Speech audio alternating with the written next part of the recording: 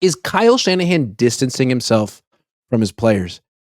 Keep in mind, these guys used to vacation together in Cabo, and it seems like they went vacationing in Cabo at different times this year. Players went down, then Kyle and John went down. Ayuk happened to be there. I don't think they played shuffleboard together, although they may have. I think that was almost a mistake, kind of like forgetting Sarah Marshall. Mm-hmm. In my opinion, I think he should be. I see signals of it. They didn't go to Cabo this year. Kyle seems very galvanized about how the young guys and the rookies are going to be able to show themselves. I'll tell you this right now, man. He needs to. I feel like that's kind of like the final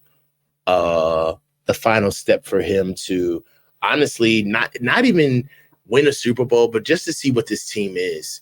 In certain ways, I feel like Kyle has had this friendship with these guys that necessarily gets in the way when he needs them to max out and show their real potential. And that's kind of the mark of a good coach.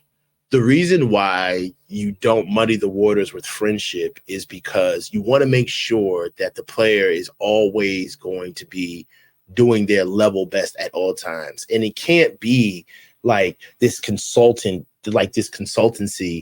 that you would have maybe with a veteran quarterback. I kind of feel like he has that relationship with a lot of players on the team. And it has hurt us in aspects of, right before the Super Bowl, they were saying that we were having issues of effort. Guys were Cadillacing it, like having brother-in-law agreements on defense, not running in the NFC Championship game. Even after the game, you started to see how, there was a little bit of blame going around on players saying that we weren't necessarily prepared or didn't know the rules for the overtime. And case in point, I feel like if Kyle is smart, he kind of takes all of that and realizes that, all right, look, not for nothing. If I'm going to break regulations and make you guys like my quasi like player friends, you can't go on national media and virtue signal towards me not doing my job or knowing what I'm doing at the time. And if Kyle watches the way I think he does, and I think Kyle does watch, I take back all the way to like 2021, where Kyle went to approached Trey because there was some type of post where Trey had thanked Rand Carthon and put two twisted fingers up when he went to Tennessee, and Kyle approached Trey about it in the hallway. And that was like a really nondescript tweet, and not tweet, but Instagram post. And the fact that Kyle saw that and approached Trey about it, he looks and he pays attention. And for that, I just feel like Kyle is paying attention to how these guys are responding to what they see in the locker room, and good on him. I don't care if he's doing it begrudgingly. It helps the team. You know what I mean? Like, you need to have a business relationship with everyone on this team. Okay, I'm going to push back a little bit. Can I push back? Do you mind? You can try. Bouncer days? Yeah, go ahead. See if you can get in. Go ahead. Just me. I felt challenged in that moment. I'm not gonna lie. I'm going to push back. Look, we can agree that there's some distance between Kyle and the players. I think that's palpable. The question is, who created the distance? And your hypothesis is that Kyle did. And you interpret that as growth. I look at it the opposite way. Talk to me. I think the players have put a little bit of distance between themselves and Kyle. And I wonder how that's going to play out. And I can't prove it. Maybe I'm wrong. But I don't think they look at him the same way anymore. It's almost like they've been dating Kyle for like 8 years. Mm-hmm. And they've come real close to getting the ring on their finger twice. And it hasn't happened. And I think there's a little bit of like a jaded, like, man, I'm 30 and I'm never having kids. Like, this is never going to happen. You wasted my best years. Thanks a lot, coach. I trusted you. Little bit of that going on right now. Does that resonate with you at all? If I'm being an honest broker, yes. There does seem to be a little bit of like the honeymoon period is over with a lot of these guys. They're starting to kind of see Kyle. The voice is going stale, and that's a normal coaching thing. when, your message, it's not even the fact that you're saying the wrong things, but just the tonality in which you say them, what you come around with. Like, it gets learned and people understand it, and it doesn't move them anymore. Yeah, and it's anticipated on what you'll say, when you'll say it, and why you will say it, which is the bigger thing. And that's the thing with kids and adults, is that the reason why you keep distance between yourself and your children as friend and parent is because kids are always going to think that they've gained some type of self-awareness over you at some point, where I know more than you. Like, you're not really, you've been telling me what to do since day one.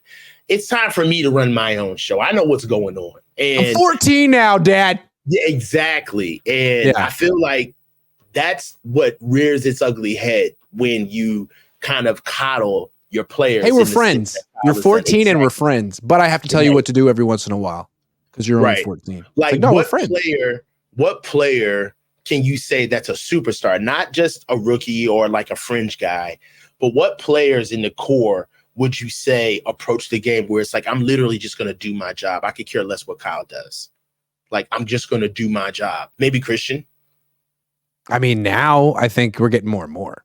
In the past, it was like, hey, man, whatever Kyle wants from me, he's going to put me in position. He's going to put this team in position. He's like the cheat code. Now it's like, well, we tried it his way, and we're under contract. So all we could, hey, at least we're playing football, huh, guys? At least we're all together. I mean, you hear a lot of that silver lining crap. Like, it could be worse. Still got, my wife, and I got this and that. You got to count your blessings. Like, jeez. Yeah, but okay, but I'll push. This is the pushback show. Like, now he's pushing back on me. Now you're pushing back on me. Okay. The reason why is pushback show. I think that shows growth, man. I really do. I think that shows that you've kind of understood the full spectrum of the environment that you're in, and you understand cycles and seasons. And sometimes you understand when you start having that perspective, you're able to save your energy. You're able to understand when ebbs and flows are coming because you've been here before. You're not necessarily galvanized by how people see you in this. And there's certain titles that I feel like these guys have wanted to keep all the time that don't necessarily mean winning a Super Bowl, right? Stuff that they've really cared about that just doesn't matter anymore. Like, we've got one of the most talented groups in football. Like, guys, we could all, if we start turning on like George Kittle isms, people would be surprised how verbatim they could speak with the talking points of, then he goes through the whole roster. Then we got George Kittle and Fred Warner and Deebo Samuel and Trent Williams and Brandon Ayuk. And we know the talks, and Fred Warner's going to come in with, the way I see it, at the end of the day, it's this. You know what I'm saying? Like, come on, bro. And then Deebo Samuel says at the end of the day so much. I'm like, what are we talking? 5 o'clock, 9:30. When is this really? Come on, man. When does everything come into focus for you? 6:45? I don't understand. Come on, man. And then Trent with the tremendous, that was tremendous. You know what I'm saying? And everything's tremendous. You know what I'm saying? And the way things have went out, there's the best that we can do. And that, that was just tremendous. And, Trey was super excited. Super excited.